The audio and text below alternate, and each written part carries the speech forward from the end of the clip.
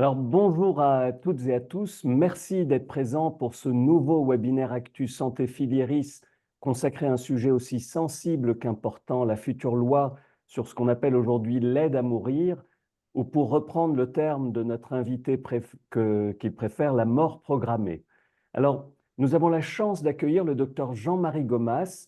Il est ancien cardiologue, généraliste, gérontologue, spécialiste de la douleur et des soins palliatifs, et donc le dernier et excellent ouvrage coécrit avec le docteur Pascal Favre et que je vous recommande chaudement, il est là, s'intitule « Fin de vie, peut-on choisir sa mort ?» Son expérience clinique auprès des patients graves et en fin de vie, comme son travail de réflexion éthique, en font aujourd'hui l'une des voies de référence sur ces enjeux. Alors, dans son intervention, il nous aidera à clarifier les mots euthanasie, suicide assisté, sédation profonde, arrêt de traitement, à comprendre le contenu de la proposition de loi numéro 122 sur le droit à l'aide à mourir et ses conséquences possibles pour nos pratiques, pour nos patients, ainsi que pour leurs proches. Alors, il ne s'agit pas d'un plaidoyer, mais d'une invitation à réfléchir, à débattre et à mieux connaître le cadre éthique, juridique et clinique de la fin de vie aujourd'hui. Je vous invite donc à écouter, à questionner, à confronter vos représentations et nous garderons bien entendu un temps d'échange en fin de séance pour vos questions. Docteur Gomas, cher Jean-Marie, merci d'avoir accepté notre invitation. Je vous laisse la parole.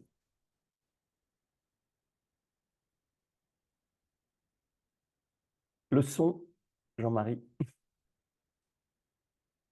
Le micro est coupé. Jean-Marie, ton Voilà, micro est... il Voilà. est. Voilà. Est-ce que vous voyez mes diapositives? Parfaitement.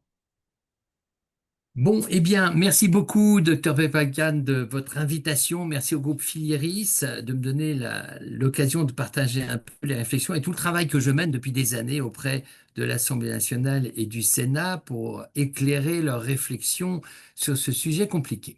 Alors, tout de suite, je vais vraiment vous sécuriser. Chacun d'entre nous, nous avons le droit de penser ce qu'on veut sur notre vie, notre mort, parce que c'est notre vision individuelle, mais on n'a pas le droit de penser ce qu'on veut sur celle des autres. C'est tout le problème de la vision personnelle et de la vision collective. Et les déformations des médias, hein, c'est factuel, la liste serait tellement longue que je vous garderai toute la journée, ou des hommes politiques, sont dues au fait que 90% des journalistes sont actuellement pro-euthanasiques, le plus souvent par méconnaissance, hein, ils n'ont pas travaillé le sujet réellement, ils répètent un certain nombre de déformations, et ils font le tri, notamment dans le service public en ce moment, qui est ouvertement pro-euthanasique, comme vous avez pu le remarquer. Donc la question c'est une vision collective, et c'est ce que je travaille avec les tutelles depuis des années, nécessite des repères, un savoir sur l'humain, la connaissance des règles, des codes, de la loi, et quand vous voyez le nombre de déformations, on comprend bien que beaucoup de gens n'ont pas du tout lu les recommandations de la Haute Autorité de Santé, n'ont pas lu le Code de santé publique et n'ont en fait même pas lu la loi Leonetti ou Claes-Leonetti. Il faut avoir des notions sur la morale et sur l'éthique pour penser. Et d'abord, avant de parler de cette expression inventée par le gouvernement, droit à l'aide à mourir, qui est déjà bien discutable, on va parler de notre vie. Et vivre, mesdames et messieurs, chers collègues, la seule manière de vivre, c'est de vieillir et donc de mourir un jour, et c'est normal. Et déjà là, on voit un énorme traumatisme dans la société contemporaine qui est dans le déni de la finitude, qui n'arrive pas à accepter ça, qui colle des toutes-puissances sur notre fin de vie, alors que nous sommes des humains et que nous ne contrôlons pas forcément tout ce qui va nous arriver quand nous serons malades. Vieillir, on n'a qu'une vie. Et la question essentielle de vous tous qui soignez, c'est quel sens? Qu'est-ce qui fait sens pour l'autre dans sa vie? Qu'est-ce qui fait sens pour moi soignant, quelle est la mission? Je sais, on est tous mal payés, mais on est payés pour ça, pour s'occuper de cet autre malade. La seule manière de vivre, c'est de vieillir. Qu'est-ce qui fait sens, nous, professionnels de santé? Pour nous, qu'est-ce qui fait sens? Alors, un mot sur les soins palliatifs, parce qu'il y a quand même beaucoup de confusion. Avant les lois, avant Leonetti, qui n'a pas inventé les soins palliatifs, hein, c'est les soignants, c'est les malades avec nous qui ont inventé les soins palliatifs, c'est prendre soin. Avant de parler des lois, n'oublions jamais que l'exigence du prendre soin au ras de notre humanité, au ras du confort et de la communication, c'est l'exigence fondamentale de l'accompagnement, de la finitude. Et bien entendu, cette démarche de soin, cette philosophie de soin qui accepte la finitude de l'autre, il n'y a pas de guérison. C'est normal de ne pas pouvoir être guéri, puisque nous sommes des mammifères programmés pour mourir, pour la plupart d'entre nous, pour un petit peu moins d'une centaine d'années. Voilà, c'est comme ça, c'est notre vie. La fin de vie, c'est pas les soins palliatifs. Je rappelle que sur les 650 000 morts l'année dernière en France, la moitié n'avaient pas besoin de soins palliatifs parce qu'ils sont morts en phase aiguë ou en phase curative, et la moitié de ceux qui avaient besoin de soins palliatifs n'ont pas eu les soins palliatifs auxquels ils avaient droit. Les soins palliatifs, c'est pas l'euthanasie, je vais en reparler, tout ça est largement publié. Tout ce que je raconte va se reposer aujourd'hui sur 4 lois. La loi de juin 99, bien sûr, cette formidable loi qu'aucun gouvernement de droite et de gauche n'a suffisamment portée pour être suffisamment développée en France, puisqu'il y a plein de trous dans le réseau, il y a des départements sans unité de sympathie, il y a encore eu ces jours-ci des équipes mobiles qui sont arrêtées de fonctionner par manque d'effectifs, des EHPAD qui n'ont pas de visite d'HAD parce qu'ils sont débordés, etc. Il y a plein de trous dans le réseau, donc l'accessibilité aux soins palliatifs n'est pas complète. La loi de mars 2002 qui nous oblige, nous les médecins, à donner le diagnostic au malade, c'est la défense de l'information du patient. Enfin, la loi Leonetti, évidemment, qui reprend tous les principes du soin palliatif, limitation à traitement. Je rappelle qu'on dit LAT et jamais LATA. Hein. Je vous ferai une note là-dessus si vous voulez, puisque c'est une grosse confusion qu'on fait en parlant de LATA. Il s'agit de LAT, directive anticipée, personne de confiance, interdiction d'acharnement thérapeutique, ça c'est le point central. Ça existait déjà dans le code de déontologie, mais les médecins ne connaissaient pas ce code il y a 20 ans.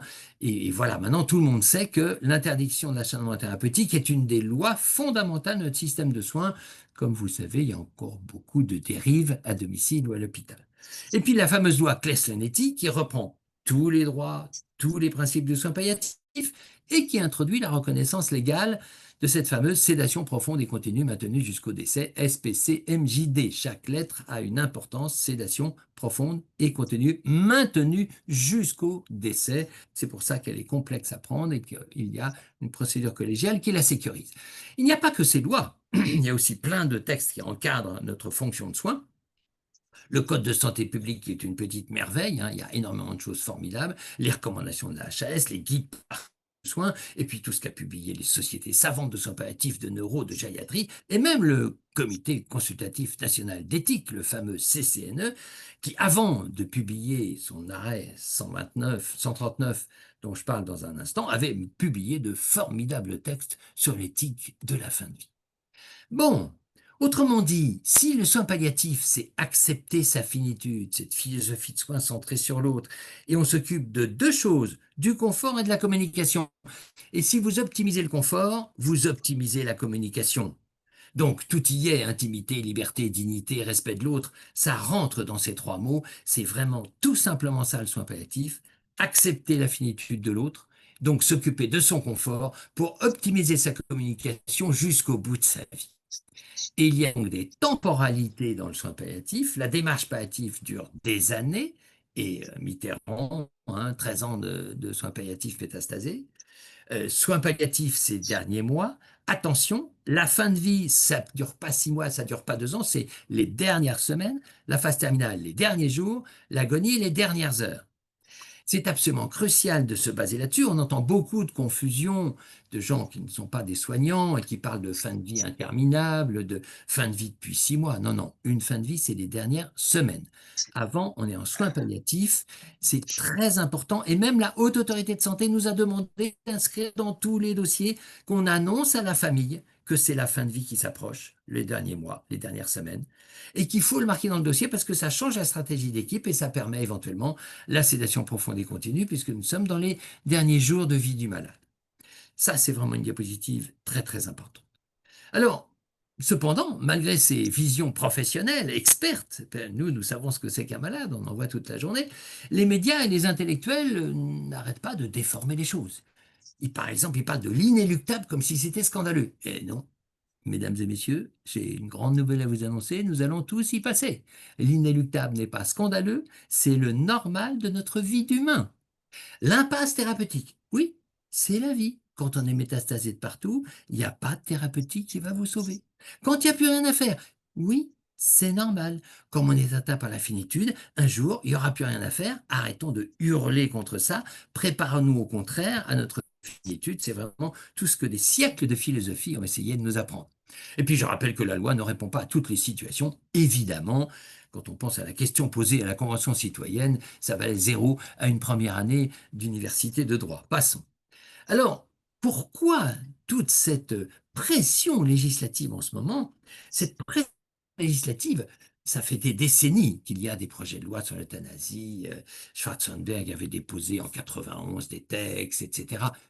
Sauf que là, les choses se sont accélérées, et notamment l'avis 139 du Comité consultatif national d'éthique, qui précédait la Convention citoyenne, qui n'a pas été très honnête, comme vous le savez, mais passons, l'avis 139 du CCNE, qui s'appelait Questions éthiques relatives aux situations de fin de vie, autonomie et solidarité, a en fait, c'est elle qui a pour la première fois publié l'expression aide active à mourir.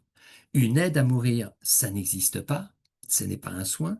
Active, ben, toutes les aides sont actives. Et administrer la mort n'est pas un soin, c'est un des socles de notre philosophie, de notre code de santé publique. Donc, c'est pour ça que cette expression est mensongère, parce qu'en fait, elle est utilisée pour ne pas dire euthanasie, suicide assisté. Il faudrait plutôt dire mort provoquée, mais les choses se sont très très rapidement accélérées. Même le Conseil d'État, en avril 2024, a dit attention, aide à mourir, c'est l'assistance au suicide de l'euthanasie. L'Académie de médecine a dit il faudrait dire euthanasie, suicide assisté. Et les projets de loi et le gouvernement a continué à utiliser cette expression. Je rappelle que nous mourrons tous dignement. Hein. La dignité, c'est intrinsèque à notre humanité. Le fait qu'on soit vivant, on est digne. Ce n'est pas négociable. Ça ne se perd jamais puisque la dignité n'est pas liée à l'état du corps. Très important. Je fais un soin de bouche. Très important. La dignité n'est pas liée à l'état du corps. Il n'y a pas de dignitomètre. Et là, on entend beaucoup, beaucoup de confusion de gens qui n'ont jamais vu de malade et qui, sous prétexte que le corps est abîmé, disent qu'il y a une perte de dignité. Jamais, jamais, jamais. C'est un des fondements de notre civilisation. La dignité est intrinsèque à notre humanité. Je vous renvoie au merveilleux livre d'Eric Fiat, par exemple. Alors, bien mourir, ça serait mourir foudroyé, en pleine forme, tué dans le dos à 95 ans par un mari jaloux, pour reprendre cette expression extraordinaire de l'humoriste au 19e siècle. C'est daté, forcément c'est daté. Sans douleur, oui, ça on est d'accord. Sans douleur, on est tous d'accord. Car la douleur physique est quasiment toujours parfaitement contrôlable. Il y a quelques douleurs résiduelles chez des malades qui ne sont soit pas pris en charge dans les services adaptés, soit qui ont des douleurs résiduelles. Mais on est tous d'accord qu'il faut absolument tendre vers une douleur zéro. Sans souffrance, ah ça c'est pas possible. Même dans les films américains, vous ne pouvez pas mourir sans souffrance. Il y a toujours la souffrance résiduelle, spirituelle, existentielle. Et le législateur a fait une énorme boulette dans la loi de 2005, en disant, dans la loi Claes-Leonetti, pardon, en 2016, en disant qu'à la demande du malade de mourir sans souffrance, etc., etc. Mais non, un humain a toujours de la souffrance associée. La douleur, c'est physique, la souffrance, c'est moral. Ne confondons pas les choses. On ne peut pas mourir sans souffrance. C'est une déshumanisation de notre trajectoire, de dire qu'on pourrait être à zéro souffrance. On peut être à zéro douleur, mais pas à zéro souffrance. Je n'ai pas le temps de détailler, mais c'est très très important dans la discussion. En dormant sans s'en apercevoir, ça c'est peut-être le rêve de beaucoup d'entre nous, hein, mourir sans s'en apercevoir. Ou bien mourir jeune, beau, branché, looké, riche, imposable à l'IFI. Surtout où je veux, comme je veux, quand je veux, c'est le fantasme de l'ultralibéralisme, hein. Trudeau, le Premier ministre canadien, avant d'être débarqué du gouvernement, avait dit dans une conférence célèbre et glaçante, il avait dit, je souhaite pour mes concitoyens que tous mes concitoyens canadiens, donc, puissent mourir où ils veulent, comme ils veulent, quand ils veulent, parce que c'est sur la liberté absolue. Sauf que, sur le plan philosophique et sociétal, où je veux, comme je veux, quand je veux, ce n'est pas toujours possible et ça interroge notre solidarité de civilisation. Parce que nul homme n'est une île. Nous ne sommes pas seuls. Et là, il y a des choses très, très importantes à étudier. Par exemple, quand on entend les bien-portants dire je ne veux pas être grabataire, je ne veux pas une longue agonie, je ne veux pas souffrir le martyre, je ne veux pas perdre ma dignité, mais personne ne veut être grabataire, une longue agonie, souffrir le martyre. Alors, si vous souffrez le martyre, changez d'équipe, hein. Ça veut dire que vous n'êtes pas entre des gens tout à fait compétents. On n'a pas à souffrir le martyre. Personne ne souffre le martyre en fin de vie. Ça, c'est vraiment des fantasmes de bien portants et des gens qui ne font pas de soins palliatifs.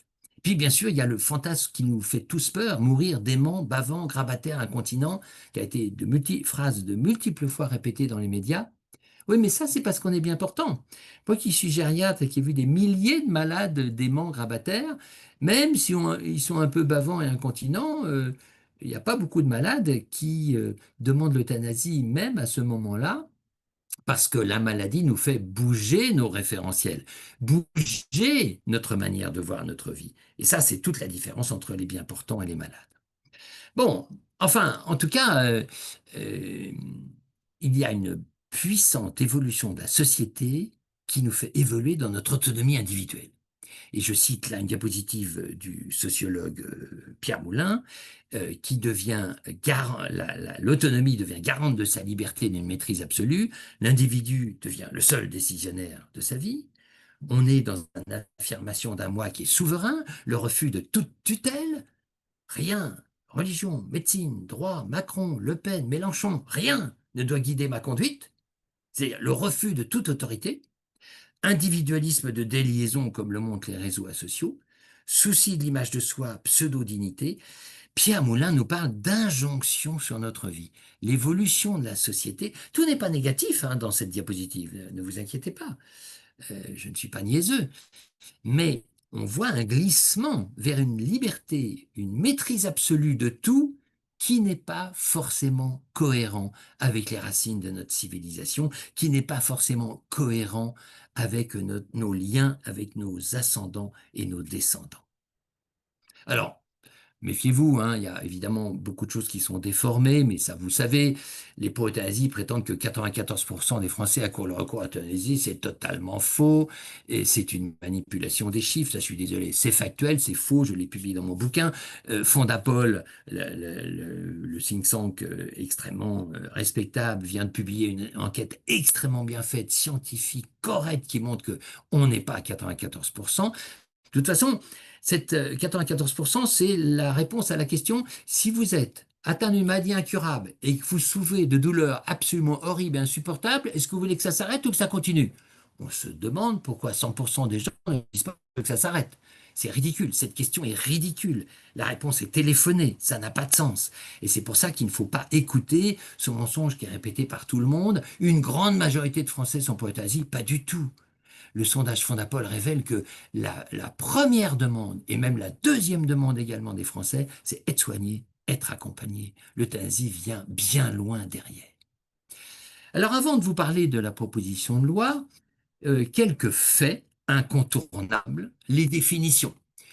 Les définitions, parce que moi qui travaille ce sujet depuis des décennies et surtout ces dernières années, je rencontre régulièrement des gens qui ne connaissent pas les définitions et qui ont des fantasmes sur le suicide ou l'euthanasie. Alors le suicide d'abord, je vous rappelle que se suicider, vous êtes seul. Si vous n'êtes pas seul au moment de suicide, la personne qui est avec vous sera immédiatement mise en examen par le juge pénal.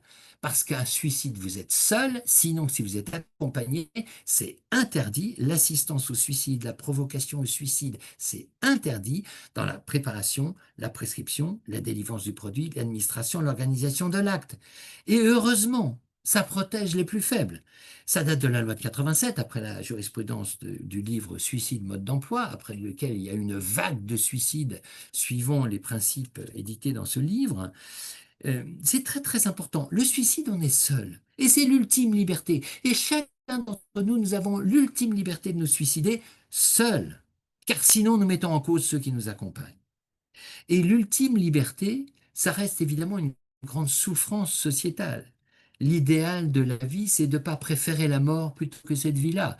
Mais moi qui ai fait 10 ans de psychiatrie, j'ai un certain nombre de malades qui se sont suicidés, c'est aussi la vie, c'est aussi leur ultime liberté. Mais attention, la prévention du suicide est très mal faite en France. Il y a plein de trous dans le réseau. Aucun gouvernement de droite ou de gauche n'a été correct et suffisamment constructif sur la prévention du suicide en France. Il y a encore 10 000 suicides réussis, 100 000 tentatives, 15 000 malades en réanimation chaque année. C'est un drame social, le suicide. Je vais y revenir.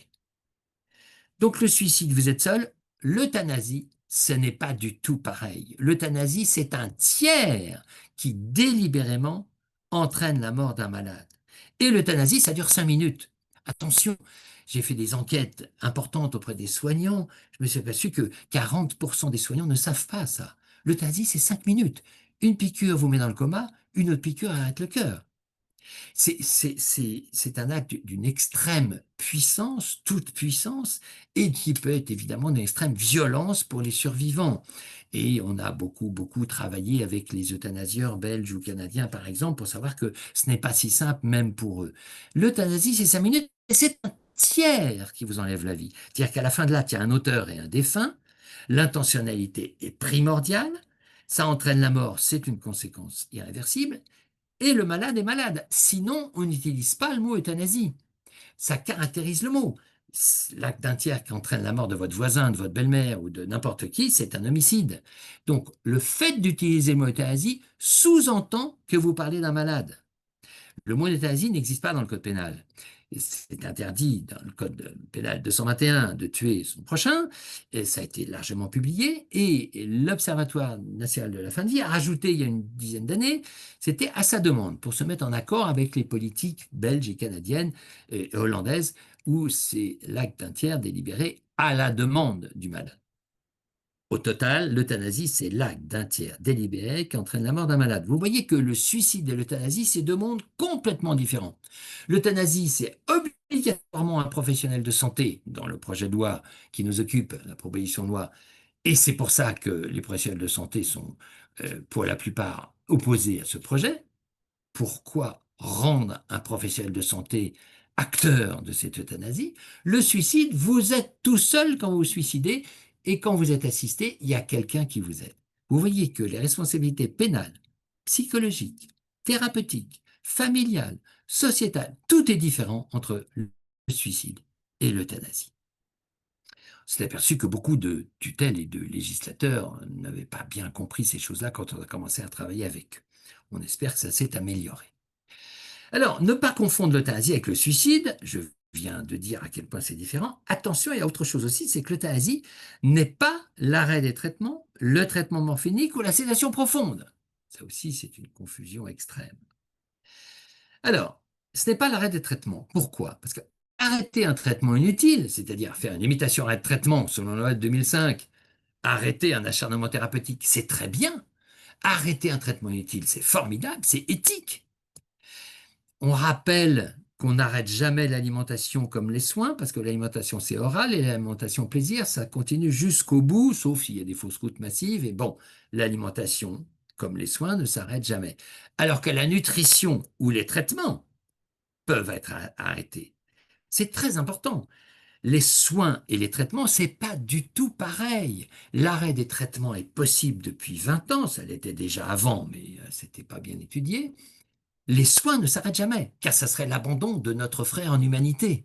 Les soins, c'est le relationnel, la toilette, le regard respectueux. Ça ne s'arrête jamais. On n'abandonne jamais l'autre dans ses soins. La nutrition, qui est maintenant un traitement, les traitements peuvent être refusés parce que le malade le décide, arrêtés parce que le malade le décide, ou parce qu'on estime qu'il faut les arrêter parce qu'ils sont devenus inutiles, délétères, dangereux, par exemple. Ils sont devenus un acharnement thérapeutique. Mais on voit bien que arrêter un traitement, ce n'est pas de l'euthanasie. L'intentionnalité n'a rien à voir. Il ne faut pas confondre l'euthanasie avec le traitement morphinique. Alors ça, moi, le vieil enseignement universitaire que je suis a vu ça pendant des décennies. J'ai rencontré plein de médecins qui me disaient, ah, j'ai fait 5 mg de morphine, j'ai tué le malade. Mais non, 5 mg de morphine n'a jamais tué personne. Il était à l'agonie, il était 5 mg, lui ont permis de se calmer. Du coup, il a lâché prise. Mais tu n'as tué personne avec 5 mg de morphine. Le traitement morphinine s'occupe de la douleur. Il n'a pas l'intention de tuer. Et enfin, et surtout, l'euthanasie n'est pas la SPCMJD. Alors là, chers collègues professionnels, vous devez tous avoir lu la page 8 de la synthèse de la recommandation de la Haute Autorité de Santé de mars 2018. Ce tableau impeccable sur lequel on a beaucoup travaillé, je peux vous dire, règle définitivement la question. L'euthanasie n'est pas la SPCMJD. L'intention, le moyen, la procédure, le résultat, la temporalité, la législation, tout est différent. Alors évidemment, quelques jours après, dans les deux cas, les malades sont morts. Oui, mais l'euthanasie, il est mort en 5 minutes par une volonté délibérée de lui enlever la vie. La SPCMJD, c'est un traitement qui permet au malade de mourir dans le coma sans avoir de souffrance insupportable, et il meurt à son heure dans le coma, puisque vous savez peut-être que nous avons 2 études de portée mondiale qui montrent que le malade ne meurt pas par hasard. Il peut décaler la date de son décès de 8 jours quand il attend une date, et le jour de son décès quand il a le choix. Plus de 80% des malades attendent qu'il n'y ait plus personne dans la chambre pour s'arrêter de respirer. Nous avons des preuves scientifiques de tout ça. Donc, il est faux de dire que l'euthanasie, c'est comme la sédation, et quand un malade est sédaté, il lâchera prise à son heure et pas avant. Comme le disait le génial philosophe Jacques Ricot, qui vient de décéder, l'euthanasie ne complète pas l'accompagnement, elle le supprime. Elle ne succède pas aux soins palliatifs, elle les interrompt. Et elle ne soulage pas le patient, elle l'élimine. C'est factuel. Je vous laisse penser ce que vous voulez sur l'euthanasie. Mais ça, c'est factuel. Ce sont des faits. Soulager la souffrance ne doit pas entraîner la disparition du souffrant. C'est vraiment un des enjeux de l'euthanasie. Alors, l'euthanasie a été dépénalisée dans des pays étrangers, dont la Belgique, la Hollande, le Canada et l'Espagne. Et puis le suicide, et c'est totalement différent, a été dépénalisé dans d'autres pays. Alors, pourquoi on parle des dérives et des évolutions? Mais d'abord, c'est que dans ces pays-là, dès au début, souvent, c'était des lois assez strictes sur la fin de vie, avec des critères stricts, et très rapidement, sous la pression des lobbies libertaires, ultra-libertaires, en particulier au Canada, où pourquoi la loi a commencé à bouger au bout de 2 ans seulement, c'est qu'il y a des associations d'handicapés qui ont dit non, mais moi, j'ai pas de cancer, mais moi, je veux pas vivre cette vie-là, je veux avoir droit au suicide ou à l'euthanasie. Ils ont attaqué et ils ont gagné. Et le gouvernement fédéral a élargi, a enlevé la notion de fin de vie aux critères canadiens.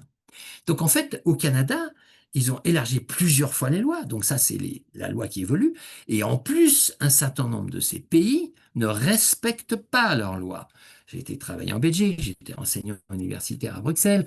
La Belgique ne respecte pas ses délais toujours, ne consulte pas de deuxième médecin toujours, ou bien fait du magasinage jusqu'à trouver un deuxième médecin qui soit d'accord, ne respecte pas plein de choses. Donc voilà, voilà comment on peut dire que les pays étrangers qui ont dépénalisé l'euthanasie n'arrivent pas à contrôler les choses, et ce sont des pays où les pentes évolutives s'accélèrent. Il y a par exemple en Belgique 7 fois plus d'euthanasie en 20 ans, 7 fois plus d'euthanasie, même rapporté à la population. Alors, la ministre de la Santé belge essaie de nous faire croire que c'est parce que la population vieillit. Non, non, il y a 7 fois plus d'euthanasie qu'il y a 20 ans en Belgique. Il y a 8 fois plus de suicides assistés en suicide qu'il y a 20 ans. Donc, c'est incontestablement l'effet incitatif de la dépénalisation. Qu'est-ce qui se passe? Dès la promulgation dans les pays concernés, une loi dépénalisant l'euthanasie offre à cet acte une légitimité qui en transforme la perception. Elle invite chaque patient à l'envisager, elle autorise chaque praticien à l'exécuter, et propose à toute la société d'en faire une modalité acceptable, voire souhaitable du mourir, comme en Suisse, où le suicide assisté est devenu la voie élégante pour faire partir les petits vieux, comme vient de l'attester une publication. Donc, il s'avère illusoire de considérer un individu de manière isolée, ça c'est un des fondements de notre philosophie occidentale. La vie de chacun résonne sur les autres. La demande de mort de l'un, a fortiori sa mort provoquée, n'est pas sans impact ni sur son entourage, ni sur les soignants. Donc là, je viens de parler de l'euthanasie. Maintenant, il y a 3 pays sur lesquels on a des chiffres corrects de suicide assisté, avec des modalités très différentes. La Suisse, ce sont des associations, ce ne sont pas les médecins, ce sont des associations suicideuses qui ont pris complètement le marché du suicide assisté avec l'autorisation du gouvernement fédéral. Et théoriquement, vous devez donc être conscient et participer à votre geste. Nous savons que la Suisse dérape, en se gardant bien de le publier, parce qu'il y a des centres de sympathie où des malades ont organisé le rendez-vous pour un suicide assisté, et le jour où l'association arrive, ils sont dans le coma. Comment peuvent-ils se suicider? Puisqu'ils sont dans le coma, ils ne peuvent pas participer au geste. Et pourtant, les malades sont déclarés en suicide assisté. En Oregon, c'est le seul pays au monde qui a réussi à contrôler correctement le suicide assisté. L'euthanasie est totalement interdite. Le suicide assisté est très cadré. Il faut des délais, il faut 2 médecins. C'est le malade qui a la pilule mortelle délivrée en pharmacie chez lui et qui la prend quand il le veut. C'est le respect de la liberté jusqu'au bout. Et c'est très intéressant de savoir que 30% des malades oregonais ne la prennent jamais et meurent de la maladie pour laquelle on leur a prescrit la pilule mortelle. Très intéressant, ça montre bien l'ambivalence humaine, même dans ces situations-là. Enfin, l'Autriche, on a eu les premiers chiffres récemment, l'Autriche est en grande difficulté puisque d'abord les crédits proposés, promis aux sans-palliatifs ne sont jamais arrivés depuis que le suicide assisté est dépénalisé. Le suicide nécessite l'intervention de 6 professionnels de santé, 2 médecins, un pharmacien, un notaire, encore un médecin. Donc c'est extrêmement encadré et le suicide assisté a mis très très à mal le monde palliatif autrichien. Euh, je vous laisse découvrir les publications.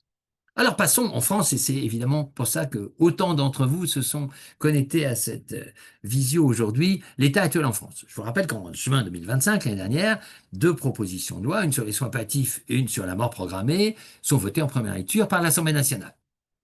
J'ai été auditionné par l'Assemblée nationale, on a publié plein de textes, de livres, de bouquins, de notes, d'avis éthiques, etc., pour montrer à quel point ces 2 lois nous semblaient extrêmement dangereuses. En 2026, il y a quelques semaines, le Sénat a rejeté la loi sur la mort programmée et a accepté la loi sur les soins palliatifs. Et actuellement, à la minute où je vous parle, la Commission des affaires sociales de l'Assemblée en deuxième lecture vient de terminer la discussion en deuxième lecture de la loi sur la mort programmée et va s'attaquer à la loi sur les soins palliatifs, ce qui va leur prendre très peu de temps puisqu'il n'y a pas grand-chose à changer. Ça a été une discussion de deuxième lecture menée tambour battant. En 2 jours et demi, ils ont adopté une loi qui est pratiquement la même qu'en 2025, plutôt un peu encore aggravée au niveau des sécurités. Je vais vous en dire quelques mots. Donc la loi 121 sur les soins pâles et la 122 sur le droit à l'aide à mourir, pour reprendre leur thème. Attention, ne dites jamais droit à l'aide à mourir. Dites mort programmée, pour éviter les mensonges sur les mots. Alors, un petit mot avant de voir le projet de loi. Vous avez remarqué que depuis des décennies dans notre pays, même si la prévention du suicide est insuffisante, le suicide classique habituel est vécu comme pathologique. Quelqu'un qui se suicide, c'est humainement douloureux, socialement défavorable, médicalement raté. Enfin bref, un suicide, ça veut dire qu'un malade a préféré la mort plutôt que cette vie-là, souvent pour des raisons psychiatriques, quelquefois pour d'autres raisons. C'est une aura négative, il faut le prévenir. Et on réanime tous les suicidants, 1 fois, 2 fois, 3 fois. La loi actuelle en France, c'est n'importe quel suicidant qui arrive, il sera d'abord réanimé avant qu'on décide que ce n'est plus possible et qu'il va mourir de son suicide, ce qui arrive à 10 000 personnes par an. Vous avez remarqué le glissement, le suicide assisté devient courageux, positif. Ça devient une issue favorable à une fin de vie redoutée. Ce n'est plus pathologique. On a eu des journalistes qui ont fait des commentaires hallucinants sur des gens qui se sont suicidés en glorifiant leur suicide. Mais c'est une atteinte anthropologique majeure à la logique des soins, à la logique de ce qui nous sommes. Un suicide assisté, on ne va pas le glorifier, on va dire que c'est un héros. Ou alors on remet en cause complètement toute l'architecture de la philosophie de ce qu'est notre humanité. Et ça, c'est un glissement sémantique que l'on voit. Allez, on attaque un peu la loi sur la mort programmée, la 122. Alors d'abord, les députés ont modifié le Code de santé publique et introduit une nouvelle section qui s'appelle Aide à mourir, pour que les choses soient claires. Lorsque Mme Firmin Lebaudot, ancien ministre de la Santé, m'avait invité au ministère pour donner mon avis, je lui avais fait remarquer que euh, si on dépénalisait l'euthanasie, il fallait changer le code pénal, le code civil, le code de santé publique, le code de sécurité sociale, le code des communes, tout. Et elle m'a répondu, on est élu pour ça, on changera tous les textes s'il le faut. Donc attendez-vous à de grands bouleversements si cette loi est finalement adoptée, puisqu'il faut changer tous les codes qui sont tous dans le respect de la vie et pas du tout prêts à une aide à mourir. Je voudrais m'arrêter un instant sur le fameux article 4 dont les journalistes ont beaucoup parlé ces jours-ci. Pour être éligible à l'euthanasie ou au suicide assisté, puisque vous ne savez pas à l'avance, ça va être l'un ou l'autre dans ce projet de loi, être âgé d'au moins 18 ans, être de nationalité française, résider de façon stable et régulière. Et là, les députés essayent de faire de la médecine. Attention, accrochez-vous. Il faut être atteint d'une affection grave et incurable qui engage un pronostic vital, en phase avancée ou en phase terminale. Atteint d'une affection grave, incurable qui engage le pronostic vital, il y a des millions de malades en France qui ont une affection grave, incurable qui engage le pronostic vital. Ça va être compliqué. La phase avancée, les députés ont essayé de la définir avec une phrase qui ne veut évidemment rien dire, comme vous allez voir. C'est caractérisé par l'entrée dans un processus irréversible marqué par l'aggravation de l'état de santé de la personne malade qui affecte sa qualité de vie. Enfin, nous, les professionnels, on sait très bien que dès que vous avez une maladie chronique, c'est irréversible parce qu'on ne peut plus la guérir, ça aggrave votre état de santé et ça affecte votre qualité de vie. Qu'est-ce que ça veut dire? La phase avancée décrite comme ça, c'est des millions de malades qui sont concernés. Ou bien en phase terminale. Et là, les députés ne définissent pas la phase terminale. On va dire que c'est les derniers jours de la vie. OK. Mais vous voyez bien que la définition de ça, c'est totalement impensable pour un professionnel de santé. D'ailleurs, on a fait une note, je dis on, les différents experts qui travaillent auprès des tutelles, on a fait une note pour Vautrin, quand ministre de la Santé, en disant, attendez, vous ne pouvez pas dire que c'est une loi pour l'exception de l'euthanasie, puisqu'avec des critères comme ça, la semaine prochaine, c'est plus d'1 million de personnes éligibles, et dans les mois qui suivent, c'est encore d'autres millions éligibles. Parce qu'il y a des millions de personnes qui ont une infection grave, incurable, qui engagent le procès vital en phase avancée. Je vous donne quelques chiffres. 450 000 malades métastasés, 50 000 malades dialysés, 100 000 malades oxygénodépendants, 7 500 malades SLA, plusieurs centaines de milliers de malades psychotiques qui ont déjà tenté de se suicider ou qui ne pensent qu'à ça. Et qui vont évidemment dire, je suis une infection grave, incurable, je ne veux plus vivre comme ça, etc., etc. Donc cette définition n'est pas un critère strict. C'est factuel. D'ailleurs, je remercie François Braun, lorsque nous sommes intervenus ensemble à Metz il y a quelque temps, d'avoir dit effectivement ce n'est pas un critère strict. Venant de cet ancien ministre de la Santé, ça a du poids. Donc, il faut être atteint de cette affection grave et présenter une souffrance physique ou psychologique. Ou psychologique. On a supplié les députés dans les commissions, mais mettez pas où. Ça veut dire que quand vous êtes atteint d'une seule souffrance psychologique, sans avoir de souffrance physique, vous pourriez demander la mort programmée. Et le projet vient d'être encore aggravé puisque les députés ont enlevé une phrase hier dans la deuxième lecture de l'Assemblée. Troisième rupture anthropologique du soin, regardez ce qui est prévu, c'est que cette souffrance, elle est soit réfractaire au traitement, bon ok, on peut entendre, soit insupportable lorsque la personne a choisi de ne pas recevoir ou d'arrêter un traitement. C'est un bouleversement anthropologique. Actuellement, quand vous arrêtez un traitement et que ça entraînerait malheureusement une souffrance insupportable, insupportable pour vous, vous avez droit à quoi? À la poursuite des soins, au non-abandon, aux soins jusqu'au bout, parce que votre vie a du prix pour notre société et nous sommes dans le devoir de vous accompagner. D'un seul coup, cette proposition de loi fait que si vous arrêtez un traitement et vous dites « j'ai une souffrance insupportable », vous êtes éligible à la mort programmée. À chaque fois qu'on a pu en parler aux députés, aux sénateurs, on leur a dit, mais ça, c'est pas pensable. C'est une rupture des soins. C'est pas le nombre de malades déprimés, vulnérables, malheureux, psychotiques, qui vont arrêter leur traitement et qui vont dire, ah, je ne veux plus continuer et j'ai une souffrance insupportable. Le fait d'arrêter un traitement ne doit pas rendre éligible à la mort programmée. C'est un changement radical de philosophie de soins. Et en plus, les députés ont fait un texte un peu contradictoire, puisqu'ils ont mis quelque part qu'un trouble grave du discernement n'est pas considéré comme une volonté libre et éclairée. Qu'est-ce que c'est qu'un trouble pas grave du discernement? Je vous pose la question, mesdames et messieurs. Qu'est-ce que c'est qu'un trouble pas grave du discernement? C'est totalement impraticable sur le plan médical. Cette loi est inapplicable sur le plan médical et va être à l'origine de nombreux contentieux. Maintenant, si vous trouvez qu'elle est formidable, je vous laisse la liberté. Mais là, il faut construire des hôpitaux, là, parce qu'on va avoir beaucoup de gens Si on ouvre la porte sur cet interdit et qu'on laisse à des gens en difficulté la possibilité de demander à ce qu'on les euthanasie ou à se suicider, ça va être comme en Autriche, comme au Canada. C'est plus une pente descente, c'est un toboggan. Il y a plein de gens malheureux qui demandent à finir leur vie dans ces conditions-là. Ça pose un problème pour notre société, pour le système de soins. La procédure, article 5, la demande expresse à son médecin doit être écrite, adaptée à ses capacités. Ça vient d'être modifié là hier, mais bon, c'est à peu près la même chose. Présence obligatoire d'un professionnel. C'est pour ça que les professionnels de santé sont directement impliqués dans cette loi, puisque la présence obligatoire du professionnel dans la procédure est requise. Et puis, alinéa 3 du 6, l'altération grave du discernement, je mets un point d'interrogation. L'alinéa 4, détricote la procédure collégiale de la loi Leonetti, détricote, simplifie les choses. C'est un collège pluriprofessionnel de 3 personnes qui peut être réalisé en distanciel avec un médecin extérieur, un aide-soignant, un auxiliaire médical. Je crains que leur formation soit un petit peu insuffisante pour participer à ce genre de débat éthique, alors qu'au sein de la procédure collégiale, l'importance de l'équipe et de tous les soignants rend respectable la parole d'autrui. À 3 personnes, à mon avis, ça change. On peut accueillir un autre professionnel et, catastrophe, le projet de loi prévoit la présence de la famille à la décision. Alors ça promet des lendemains qui déchantent et des contentieux infinis.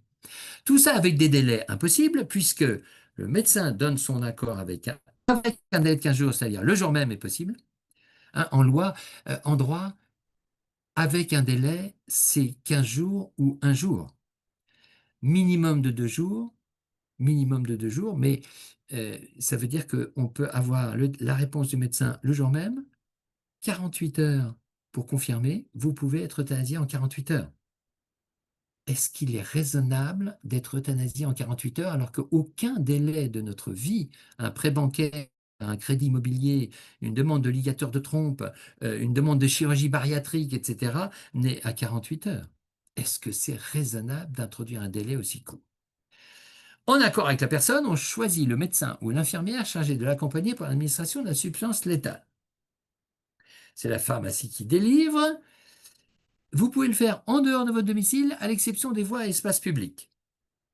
Ça va être très très compliqué à organiser, parce qu'en dehors de son domicile, en dehors des voies et des espaces publics, nous avons eu des expériences au Canada. Il y a des gens qui sont fait euthanasier dans des églises, dans des lieux culturels. Ça va être beaucoup de contentieux. C'est le pharmacien qui délivre. La clause de conscience a été refusée par les pharmaciens dans la deuxième lecture de l'Assemblée nationale. Je répète, les pharmaciens n'ont pas accès à leur clause de conscience. Alors qu'en EHPAD, c'est la PUI qui délivre la pilule mortelle ou l'injection mortelle. Et le jour J, l'article 9, eh bien, regardez, l'alinéa 7. Si le professionnel n'administre pas. Attendez, j'ai perdu mes diapos. Catastrophe. Pardon. Si le professionnel n'administre pas, sa présence n'est pas obligatoire, mais il doit se trouver suffisamment prêt en vision directe pour pouvoir intervenir en cas de difficulté. Expliquez-moi ce que ça veut dire. Expliquez-moi ce que ça veut dire. En vision directe pour intervenir en cas de difficulté. Ça sous-entend un devoir d'achèvement. C'est-à-dire, si le malade n'arrive pas à se suicider tout seul, vous devez pouvoir intervenir en cas de difficulté. Je ne comprends pas autrement cet alinéa 7. Alors évidemment, quand j'ai dit ça à la commission, ça a été un tollé. Quand j'ai dit ça sur le plateau de télé, on m'a dit, Monsieur Gomas, vous exagérez, mais je ne comprends pas autrement pouvoir intervenir en cas de difficulté d'un malade qui n'arrive pas à se suicider. Là, vraiment, je ne comprends pas bien. Cette décision ne peut être contestée que par la personne ayant formé cette demande devant la juridiction administrative, pas par la famille. Ça promet des contentieux compliqués. Le Conseil d'État est ravi parce que c'est lui qui doit préparer les décrets pour les informations, les procédures. La Haute Autorité de Santé est ravie.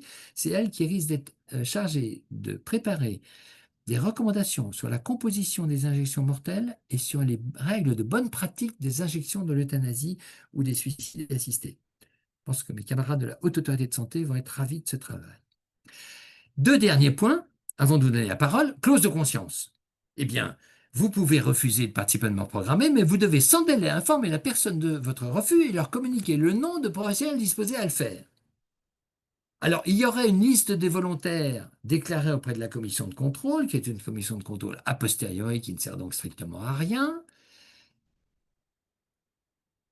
Je ne sais pas, on va procéder, si on ne veut pas participer à une mort programmée, pour consulter la liste des volontaires, indiquer, et il y a plein de déserts médicaux en France, il y a plein de régions déjà en manque de généralistes pour faire des soins simples. Qu'est-ce qui va se passer si ces généralistes isolés refusent de faire la mort provoquée? Quant à ceux qui travaillent en institution, les députés ont tout prévu. Le responsable de l'établissement du service est tenu de permettre l'intervention des professionnels de santé et des personnes mentionnées aux autres articles, c'est-à-dire vous êtes tenu de laisser les associations, les bénévoles des associations euthanasiantes rentrer dans votre établissement, comme dans d'autres pays où on ne peut pas s'opposer à l'entrée dans un établissement d'une équipe d'euthanasie ou de suicide assisté si c'est la famille ou le malade qui le demande. Enfin, dernier point qui me pose problème, moi, en tant que professionnel et sapiteur judiciaire, c'est le délit d'entrave.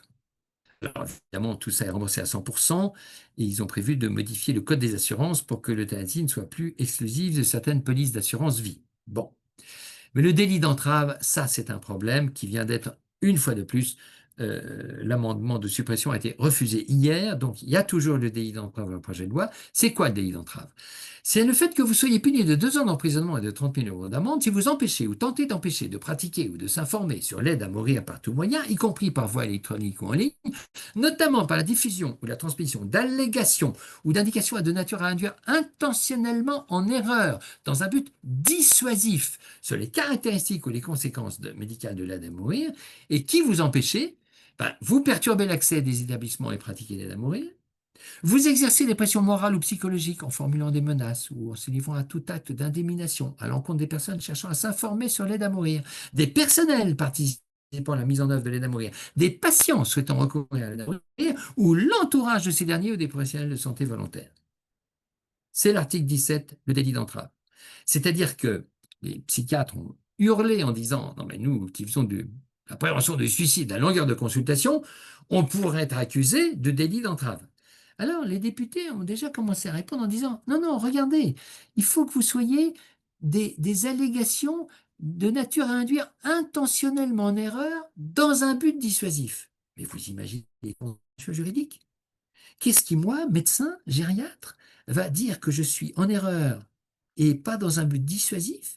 Si je vois un malade en consultation de la douleur, en consultation de gériatrie, je lui dis, votre projet de suicide, je l'entends, j'entends votre souffrance, qu'est-ce que je peux faire pour vous? Comment on peut se battre pour que le sens de votre vie vous semble existant, etc.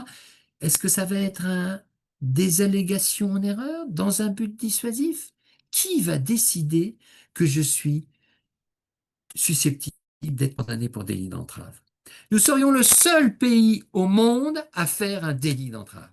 Et hier après-midi, les députés de la Commission des affaires sociales ont refusé qu'il y ait un délit d'incitation au suicide. Ils ont refusé l'amendement qui avait été proposé. Donc le délit d'entrave reste tout seul dans cette proposition de loi. Alors bien sûr, tout ça va faire beaucoup de bien au budget de la santé puisque nous avons calculé que ça a fait des centaines de millions d'euros d'économies juste sur les soins, parce que si on se met à penser aux économies sur la retraite, là, en quelques années, c'est des milliards d'économies. Donc vous comprenez bien que la promesse du gouvernement, 200 millions par an pendant 10 ans, est une blague. D'abord, les caisses sont vides, on n'aura jamais cet argent-là. Et ensuite, les économies réalisées vont être bien supérieures aux promesses du gouvernement. Ça a été publié par Pascal Favre et Yves-Marie Doublet dans un remarquable document Fondapol qui est à votre disposition sur le site de Fondapol. Autrement dit, et je vous laisse la parole, pour moi, cette proposition de loi sur le droit à l'aide à mourir, c'est malheureusement provoquer la mort des plus vulnérables, des malades mentaux, des gens en difficulté, des dépressifs et de tous les malades âgés pour lesquels le validisme du discours ambiant exerce une pression formidable. Vous savez, les malades âgés disent déjà « Ah, je voudrais mourir, j'ai perdu mes enfants, je suis une charge pour mes enfants, etc. » Quand ils vont comprendre que oui, la société trouve que c'est une charge, les validistes va les encourager à demander la mort provoquée. Comme ça se fait en Hollande, en Belgique et au Canada. On a les exemples des pays étrangers. Faut pas dire qu'on ne sait pas où on va. On sait très bien où on va. Moi, j'ai été travailler dans ces pays-là, j'ai rencontré les responsables de ça. Pascal Favre a interviewé des euthanasieurs belges, elle a publié ce que les euthanasieurs belges disent, mais clairement, c'est une pente que personne ne peut arrêter. Voilà, avant de vous redonner la parole, donc je rappelle ce livre est évidemment formidable, les brochures Fondapol qui sont disponibles gratuitement sur le site de Fondapol. Le travail de Pascal Favre sur les mensonges des mots, hein, il ne faut pas occulter les termes du débat. Le travail sur les avantages économiques d'une euthanasie qui se développerait euh, à la mesure du Québec ou du Canada, qui lui a publié ses économies. Et puis trois autres brochures très récentes, la gériatrie face au risque de l'euthanasie, le handicap face au risque de l'euthanasie, et la psychiatrie face au risque de l'euthanasie. Je vous rappelle que la Fondapol vient de faire une remarquable enquête qui est disponible sur son site, qui montre que c'est pas vrai, les Français n'approuvent pas l'euthanasie en premier, c'est un mensonge. J'ai participé à ce livre collectif extraordinaire qui est actuellement le livre le plus important sur le sujet. Si vous voulez vraiment travailler le sujet, c'est un livre par chapitre qui se lise indépendamment les uns des autres. C'est vraiment la Bible actuelle de réflexion sur la fin de vie. Il y a aussi des avis éthiques qui ont été publiés gratuitement par le collectif Démocratie, éthique et solidarité. Les données du débat écrit par la Société française de soins palliatifs, qui en est à sa 4e édition. Et j'ai un petit cadeau pour vous. Je vais faire des visios éthiques, des masterclass éthiques cette année à la demande des étudiants et des professionnels qui ont bénéficié de mes enseignements. Je fais donc un, un cycle de 3 masterclass éthiques de 3 heures. Je fais aussi un séminaire d'éthique avec Karine Fiat qui va s'appeler Si la loi passe, comment continuer à faire des soins palliatifs avec une loi qui permet l'euthanasie. Rendez-vous tous à Paris le 11 décembre. Et si vous êtes vous êtes tenu au courant des informations et des formations, vous m'envoyez un petit mail en donnant votre nom et votre profession, et je vous tiendrai au courant de tout ce qui se passe sur le sujet, enfin, de mon point de vue de clinicien. Je vous remercie beaucoup. Ce matin, les dernières nouvelles de la Commission des affaires sociales, ils ont donc refusé le délit d'incitation au suicide. Il n'y a pas de commission de contrôle a priori. Ils ont enlevé la liste de volontariat obligatoire pour les soignants. Et il y a toujours le refus de la clause de conscience pour une institution. Donc vous serez obligé de laisser rentrer les équipes d'euthanasie dans vos murs. Merci beaucoup, chers collègues.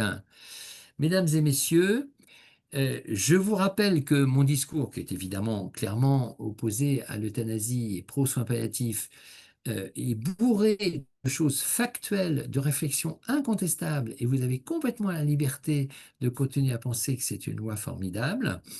Euh, et j'ouvre le débat, il est 13h22, Paris tenu, merci Mohamed, je vous écoute.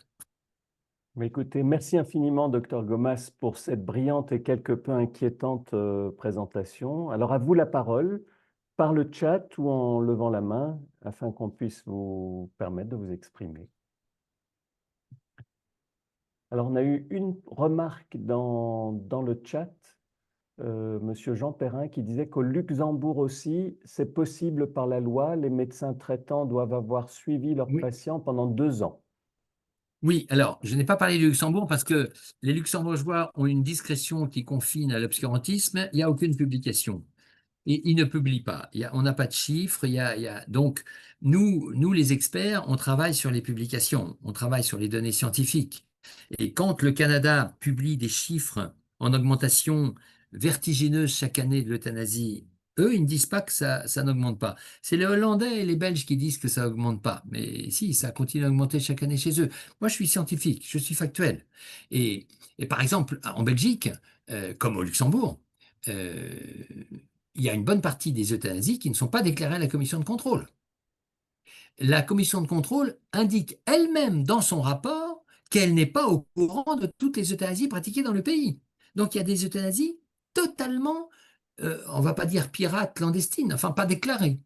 Donc même la commission de contrôle de Belgique reconnaît qu'environ 30 à 40% des euthanasies ne sont pas déclarées et que les certificats de décès disent mort naturelle et qu'on ne peut pas en savoir plus.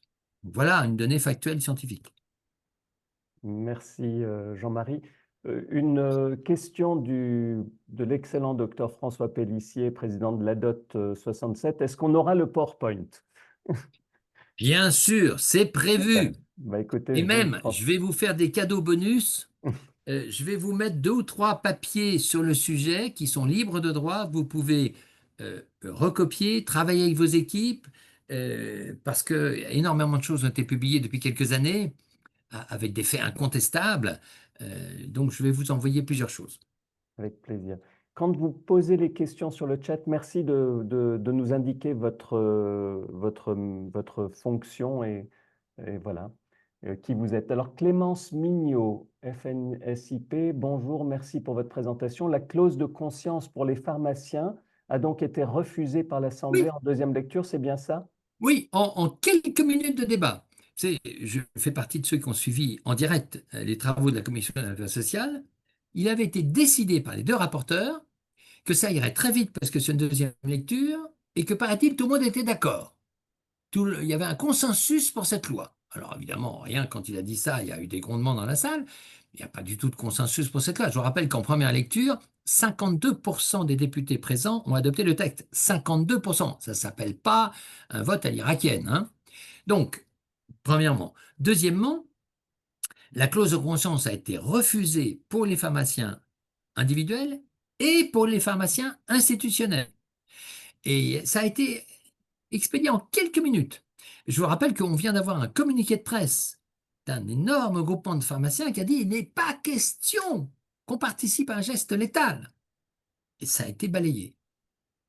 Je peux vous envoyer tellement de pièces jointes sur ce sujet.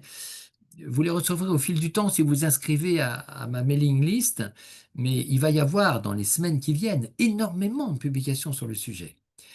Et si vous êtes intéressé par un sujet précis, faites-moi un mail en m'expliquant qui vous êtes et je vous donnerai d'autres pièces si éventuellement.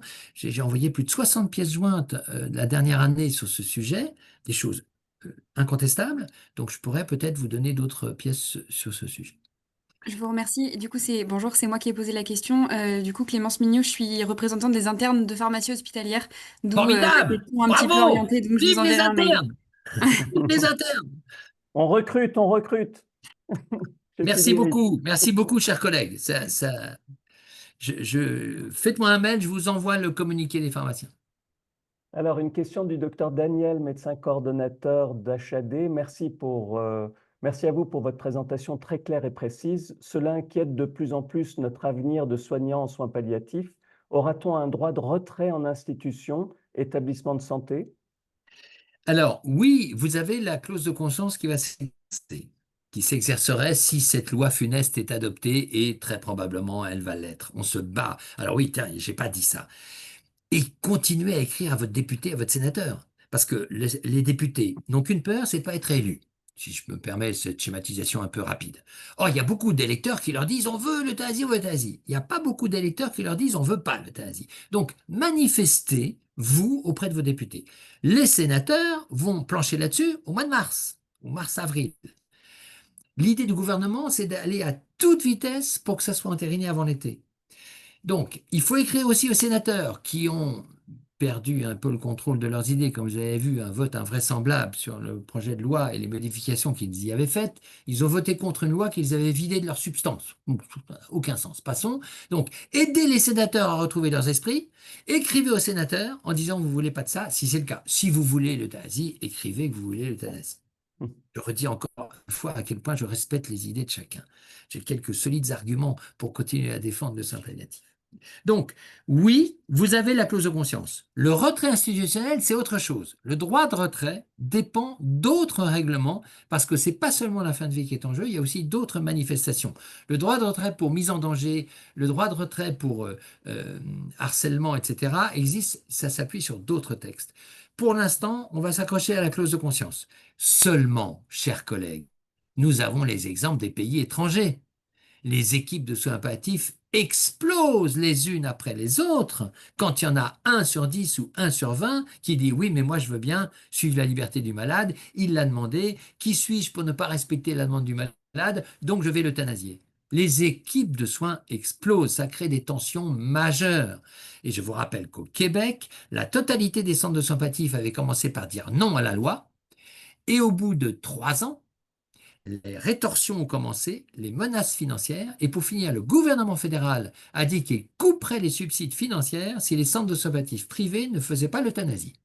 Donc ils ont tous été obligés de se mettre à l'euthanasie par force de loi.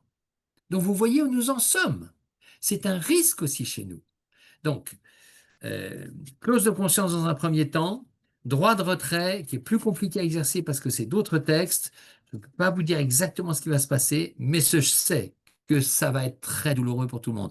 C'est pour ça que nous sommes déjà en train de mettre en place des formations pour les équipes soignantes. Le séminaire d'éthique avec Eric Fiat, c'est comment trouver des pistes, comment trouver des axes, sur quelles valeurs s'appuyer pour continuer à faire du soin palliatif. Parce que 80% des familles et des malades continueront à vous demander du soin palliatif, hein. Pas de panique. Même quand cette loi passe, ça va être évidemment un appel d'air. C'est comme en Autriche, comme en Espagne, où il y a eu bien plus d'euthanasie que de personnes qui avaient levé le doigt avant. Évidemment, c'est normal. Quand vous ouvrez une possibilité, ça ne fait que s'ouvrir. Quand vous transgressez un tabou, il n'y a plus de tabou. Mais les pro-euthanasiques l'ont dit, hein. À Metz, j'avais publié la vidéo du professeur Touraine qui dit qu'il faut mettre le pied dans la porte et ensuite pousser la loi tous les ans, essayer de l'élargir. C'est leur but. Ils veulent élargir l'accès à la mort programmée à toute personne qui le demandera, comme au Canada. Merci beaucoup, Jean-Marie. Je passe très rapidement les félicitations et encouragements pour votre engagement sans faille de M. Bielus, Friedrich, Sandra Collange. Une Merci. question, docteur Pellissier, il a le droit à une deuxième question, c'est un chouchou. Vu le nombre de codes à modifier, lois et décrets et le délai de rédaction des travaux de l'HAS et autres structures, la Terre va continuer à tourner quelques années. Et il me Et- précise que l'ADOT, c'est l'Association pour le don d'organes et de tissus humains. Merci François pour cette mais, précision. chers collègues, je connais la dot. J'ai été travailler avec la dot Annecy, qui a fait le premier Maastricht 3. Donc, je sais ce que c'est que la dot et je sais avec quel point vous êtes impliqués dans la défense de l'humain. Oui, oui, merci beaucoup. Oui, alors, ça va tourner quelques années. Le gouvernement est tellement pro-euthanasique qu'ils vont se battre pour que ça aille très vite. Regardez Madame Braun-Pivet qui tous les 2 jours dit que son but dans la vie c'est de promouvoir l'euthanasie. Regardez cet autre ministre qui dit qu'il est rentré au gouvernement pour promouvoir l'euthanasie. Ils ne vont pas s'arrêter, hein. Ils sont dans une motivation délibérée pro-euthanasique. Mhm. Une question du docteur Pascal Mévert, qui est également alsacien. D'ailleurs, l'Alsace Mais que je emporte, hein. connais, mais que Voilà. je Et connais président de du nom. syndicat des médecins coordonnateurs Ben, d'État. bien sûr. Je vois aussi dans l'assistance le docteur Biry, président de l'Ordre des médecins 67, que je remercie également pour sa présence. A-t-on une Mes idée respects. a-t-on une idée du délai d'application des lois votées? Question de Pascal. Ah, absolument. Aucune. Aucune idée. On ne sait pas comment ils vont faire. Il y a tellement de textes à changer, il va y avoir tellement de recours et de contentieux. D'abord, le Conseil d'État pourrait quand même enfin se réveiller et faire son métier et dire non mais attendez, c'est pas possible d'appeler ça droit à l'aide à mourir. Ça peut pas être un droit. Les juristes s'arrachent les cheveux. On travaille des juristes qui s'arrachent les cheveux devant ce texte. Mais c'est la source de contentieux à l'infini. C'est, non, on n'a aucune idée. On sait qu'ils veulent aller vite. On sait que le gouvernement, il l'a montré sur d'autres sujets, si vous me permettez cet aparté, est capable de faire des décrets d'application, quitte à ce qu'ils soient cassés après sur plainte. On ne sait pas. On craint que ça aille vite et on sait, pour avoir l'exemple des autres pays, que ça met en ébullition la totalité du système de santé. Nous sommes tous concernés par ça. Vous savez, le lendemain du vote en première lecture, des grands paléontologues sont rentrés dans leur service. Ils commencent leur visite, ils rentrent dans des chambres de malades qui leur avaient jamais demandé l'euthanasie et qui leur ont dit il y a quelques mois, ah, j'ai vu à la télé, on a droit à l'euthanasie, alors moi j'en ai marre, alors je veux l'euthanasie. Des gens qui avaient jamais parlé de ça et qui avaient vu ça à la télévision.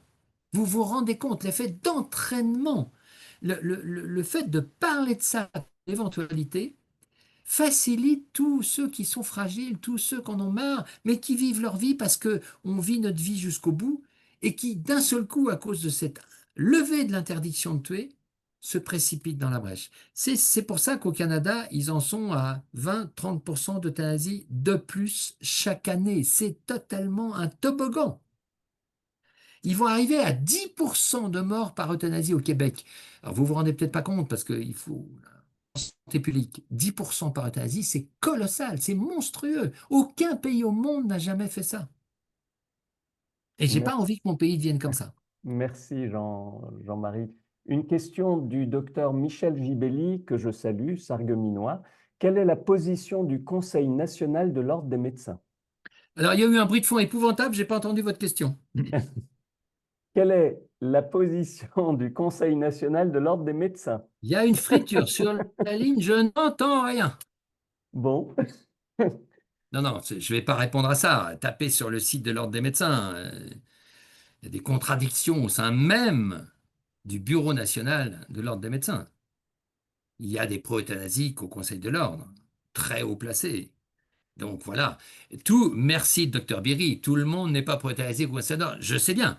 Mais le précédent président a dit qu'il était favorable à l'euthanasie, qu'il appliquerait la loi et que, etc. Donc, pour nous, qui travaillons avec les élus, euh, nous avons beaucoup souffert de ce communiqué. Je crois que le président du Conseil d'État vient de changer, un docteur Berry, c'est un nouvel élu. Donc voilà, nous allons voir ce qui va se passer. Mais ces dernières années, je vais dire très poliment que nous n'avons pas eu le soutien escompté de la part du Conseil national de l'Ordre des médecins. Et ça va peut-être changer et je serais ravi que ça change. je vais me permettre de donner cette fois-ci la... Il a écrit tellement dans le chat que je préfère lui donner la parole, qu'il s'exprime de vive voix. C'est notre docteur Pélissier national, qui est un monument à la faculté de médecine de Strasbourg. Pépé, on Ah, t'écoute. bonjour, monsieur le monument. Physiquement parlant, on peut parler de monument, effectivement. Non, j'avais pas spécialement une réflexion. Là, j'avais déjà beaucoup suivi les débats de 2023 et il me semble que le Conseil d'État avait rendu une décision modifiant l'intitulé de la loi justement pour bien faire attention aux termes que l'on utilise. Donc là, j'ai mis une décision du Conseil d'État suite à une requête de l'ADMD, mais je ne sais pas si c'est effectivement là-dedans. Alors voilà, le Conseil d'État, avec une poltronnerie qui nous a étonnés, n'a pas demandé qu'on utilise les bons mots. Il a simplement fait remarquer dans l'alinéa 6 de son avis de 2024 que quand on disait droit à la mourir, fallait bien comprendre qu'il s'agissait d'euthanasie et de suicide assisté. Mais il n'a pas demandé expressément, comme il en avait pourtant le pouvoir, de dire qu'on arrête d'utiliser l'expression droit à l'aide à mourir. Le Conseil d'État ne s'est pas montré très courageux sur cette histoire. On va voir s'il est plus courageux après la deuxième lecture. Monsieur Pélissier, pas d'autres remarques? Bah, c'est une remarque de soignant, enfin de médecin, puisque je suis médecin. Je souscris entièrement aux propos du docteur Gomas, un autre confrère, pour dire que on est là pour soigner. Moi, enfin, j'estime, je me trompe peut-être, mais que la loi Claes-Leonetti a mis en avant beaucoup de choses très positives et que c'est sans doute par, je pense, méconnaissance Oui, de cette loi qu'on n'enseigne pas suffisamment. Je suis également médecin coordonnateur en EHPAD, mais donc je dis en EHPAD aussi que on en arrive à j'appelle des extrémités de la sorte. Il va y avoir beaucoup de clauses de conscience qui vont demander à ah oui, être oui. appliquées, hein. Ça va être, on a travaillé avec, on a beaucoup travaillé avec des Québécois. Les Québécois nous ont raconté comment, dans une équipe de soins, plus ou moins homogène, une équipe de soins, ça se construit tous les jours, c'est pas toujours facile. Quand l'euthanasie arrive, et que la première semaine, il y en a deux ou trois qui disent rien, tous les autres disent non, non, non, bon, non, non, non, puis le temps passe, et puis il y en a un qui finit par dire, ah ben samedi matin, ah oui, parce qu'on a appris une chose, c'est qu'au Québec, il y avait beaucoup plus d'euthanasie le samedi matin parce que les actes étaient mieux rémunérés à l'hôpital. Vous avez bien entendu, vous avez bien entendu. On est tombé de notre chaise, mais notre collègue qui est palliatologue à Montréal nous l'a confirmé. Donc, quand il y en a un ou deux dans une équipe qui commencent à dire, à utiliser l'argument des pro-euthanasiques, oui, mais il a la liberté de demander la mort, donc moi, je n'ai pas à juger le bien fondé de cette liberté, donc même si je ne suis pas d'accord, je l'euthanasie puisqu'il l'a demandé. Ce raisonnement est un petit peu spécieux, parce que quand un malade, quand quelqu'un vous demande un truc insensé, illégal, scandaleux, monstrueux, c'est pas parce qu'il le demande que vous allez le faire. Je prends pour exemple la jurisprudence des lancers de nains. Quand le Conseil d'État a été saisi par, vous savez, ce drame, ces nains achondroplastes qui se faisaient jeter comme des objets dans des boîtes de nuit branchées du sud de la France. Il y a eu des plaintes de la Ligue pour les droits de l'homme qui ont dit un homme, même s'il est d'accord, ne doit pas être utilisé comme un objet à lancer pour faire rire les bobos parisiens. Et donc, le Conseil d'État, avec beaucoup de courage, et on salue cette jurisprudence, a dit interdiction des lancers de nains, vous portez atteinte à la société tout entière en réifiant, en rendant les humains comme des objets qu'on peut lancer comme des balles contre un mur. Parce que c'était ça dont il s'agissait. Mais cette jurisprudence est importante pour moi. Ce n'est pas parce qu'un malade veut faire une connerie que je vais dire oui sous prétexte qu'il me le demande. C'est non parce que c'est une connerie et ça porte atteinte à ma dignité d'homme en société. Vous savez, chers collègues, puis je vois il y a énormément de collègues aujourd'hui, et merci d'être là, ce n'est pas parce que quelqu'un demande quelque chose qu'il faut le faire. Ça, c'est le fantasme contemporain des droits du malade. Ah, il me l'a demandé, il faut le faire. Mais bien sûr que non. Si c'est illégal, si c'est dangereux pour lui, si c'est une idiotie. Mais c'est pareil dans votre vie conjugale. Quand votre conjoint vous demande un truc idiot, vous dites non, chérie. Évidemment que vous dites non, chérie, si c'est idiot, abracadabrantesque. Mais c'est exactement la même chose quand un malade demande quelque chose. C'est pas parce qu'il demande quelque chose qu'il faut le faire. Mais on brise la civilisation si on se met à dire qu'il n'y a plus de code, il n'y a plus de règles, il n'y a plus de balises et que dès que je lève la main et je demande un truc, on le fait. Mais ça ne tient pas debout. Il n'y a plus de civilisation dans ces cas-là.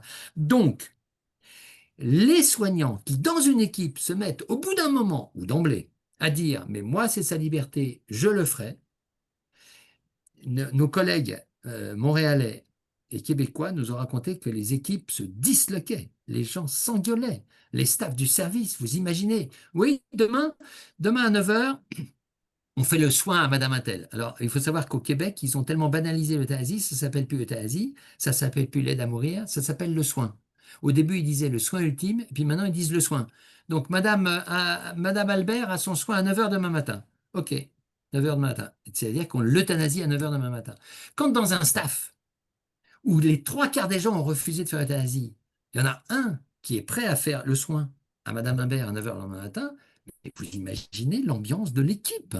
C'est très compliqué. Et nous avons les preuves. En Belgique, ils s'engueulent. Au Canada, ils s'engueulent. En Espagne, alors ils se déchiquetent, puisque en Espagne, ça a été extrêmement violent la mise en place de l'euthanasie, puisque l'euthanasie a imposé, contre toutes les forces médicales, l'euthanasie a été imposée par le gouvernement socialiste en disant dans 3 mois, l'euthanasie et vous fermez, vous ne dites rien, c'est comme ça. Ils se sont opposés à toute la classe médicale. Ça a été extrêmement violent en Espagne, ça s'est très très mal passé. Et les chiffres augmentent régulièrement. Pratiquement que des euthanasies d'ailleurs. Comme quoi l'euthanasie, c'est peut-être moins compliqué de se suicider. Passons, on fera ça une autre visio là-dessus. Il y a une remarque du docteur Pascal Mévert, justement. Le maintien du délit d'entrave ne va pas améliorer l'attractivité des métiers de la santé. Voilà. Ah, comme tu dis, Pascal, oui. Alors, comme tu dis, oui, ça c'est le moins qu'on puisse dire. Vous vous rendez compte que dans le texte de loi actuel, qui va partir donc au Sénat, parce qu'il va être sûrement voté la semaine prochaine en séance plénière, le médecin et l'infirmière sont obligatoirement présents pour la mort programmée. Mais vous imaginez le choc anthropologique que ça représente pour notre profession. C'est dramatique. On a montré des études, on a expliqué aux députés et sénateurs. Ils ne veulent pas entendre. Vous savez, il y en a beaucoup qui sont dans des dogmes, qui n'ont jamais vu un malade de leur vie, qui n'ont jamais fait ni d'éthique ni de philo d'ailleurs, et ils sont dans un dogme. L'euthanasie, c'est un progrès social. Ils ont décidé ça, et c'est comme ça. Et ils n'entendent rien. Donc, ils vont voter. C'est un progrès social. C'est pas un progrès social. C'est la fin de la civilisation. Allez passer quelques jours dans des équipes belges ou canadiennes. Vous allez voir dans quel état ils sont. Jean-Marie, je suis presque soulagé qu'il soit 13h44 et qu'il faille rendre l'antenne à Cognac G. Pourquoi? Parce qu'il y a une dernière question du docteur Gibiadi. Je ne sais pas si c'est vrai ou c'est une boutade. mais je pense que ça mériterait un autre webinaire. Alors, je te la donne quand même avant de rendre l'antenne. J'ai soigné un nain de cette activité. Il n'est plus lancé. Il est au RSA actuellement. Dignité, point d'interrogation. Et il dit que c'est Ah, vrai. Il dit que c'est vrai. merci beaucoup. Ben, on terminera par... Non, moi, je trouve pas ça ennuyeux d'apprendre ça. Je suis désolé pour ce patient chondroplase majeur homozygote qui est au RSA. C'est sûr que c'est très difficile d'avoir une vie sociale et avoir un boulot qui gagne bien son argent quand on est nain à chondroplase. Mais euh, la société a eu raison de nous protéger contre des dérives comme ça. Je suis triste, mais moi je dirais plutôt c'est que fait le gouvernement pour donner que le RSA à des gens qui ont toute leur tête, qui sont souvent très intelligents parce que les achondroplates sont absolument pas en retard intellectuellement. Comment se fait-il que notre société ne laisse pas de la place pour ces gens handicapés? Et c'est ça ma révolte. Pas l'idée qu'il faut de commencer à les relancer de nouveau. Mais vraiment, si on pouvait améliorer l'état des handicapés, et vous avez plein de documents qui sortent en ce moment là-dessus, qui sont très intéressants, qui montrent que vraiment là, il n'y a pas de volonté politique suffisante, et voilà aussi pourquoi le bas blesse. Merci beaucoup, chers collègues, pour votre écoute et vos questions, et j'attends vos mails si vous êtes intéressés par nos activités. Merci beaucoup. Merci, Mohamed. Merci beaucoup, Jean-Marie. Ben, écoute, c'est vraiment à nous de te remercier pour cet exposé brillant, vraiment qui nous a réchauffé le cœur à tous. Merci à vous tous pour votre participation active. Voilà, ben, écoutez, n'hésitez pas à découvrir son excellent ouvrage Fin de vie, peut-on choisir sa mort, coécrit avec Pascal Favre. Et rendez-vous au prochain webinaire Actu Santé Filieris. Au plaisir de vous revoir et excellent week-end à tous.